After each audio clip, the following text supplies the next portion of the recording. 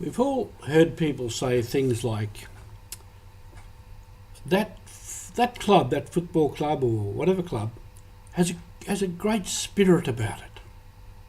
Or this community has a nice spirit.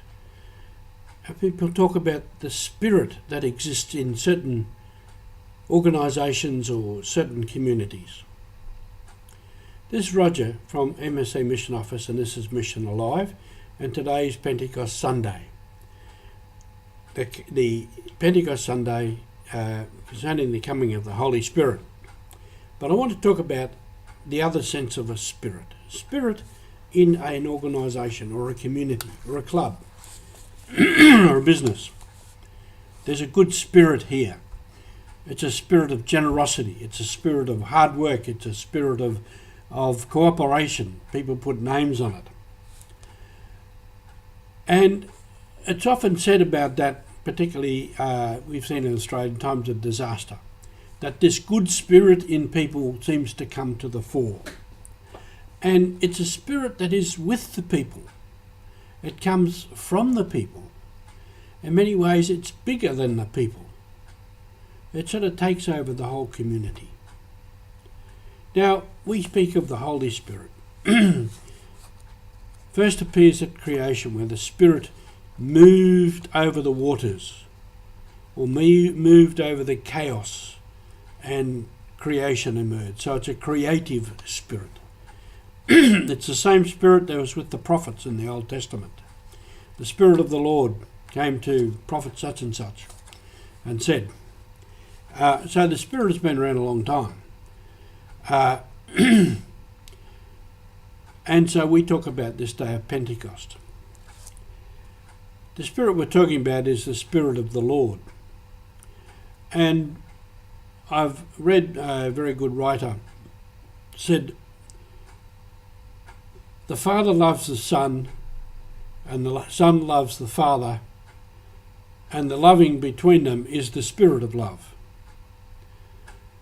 And so on you could say about other different attributes of God between the Father and the Son, and what is created in the relationship between the Father and the Son is in fact the Spirit of God, the Spirit of the Lord.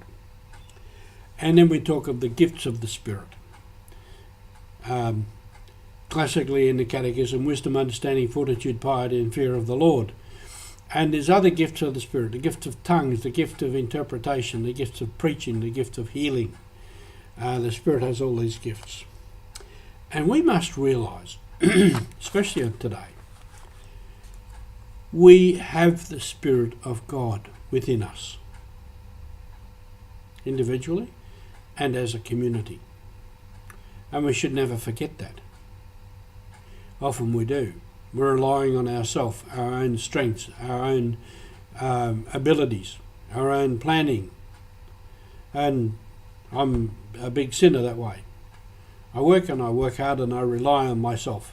I forget at times that the Spirit of God is doing everything. It's the Spirit of God that is guiding my mind and my thoughts and my efforts. And always the Spirit is there as a driving force. And the Spirit is in fact in some ways with us by our nature, because we are created in the image and likeness of God. And the Spirit of God is part of God, part of the Trinity.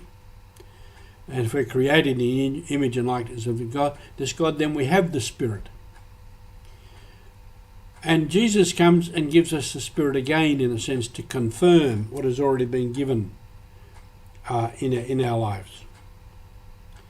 So today, think of the Spirit living within you. Think of the Spirit in your community, in your family, perhaps in your school, in your business, wherever you are.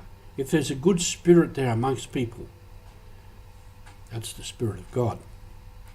And we have to live by the Spirit and allow the Spirit to live within us and allow the Spirit to drive us and to come forward and inspire us and to give us strength and courage in our life. And this will drive us on mission. Thank you for being with us.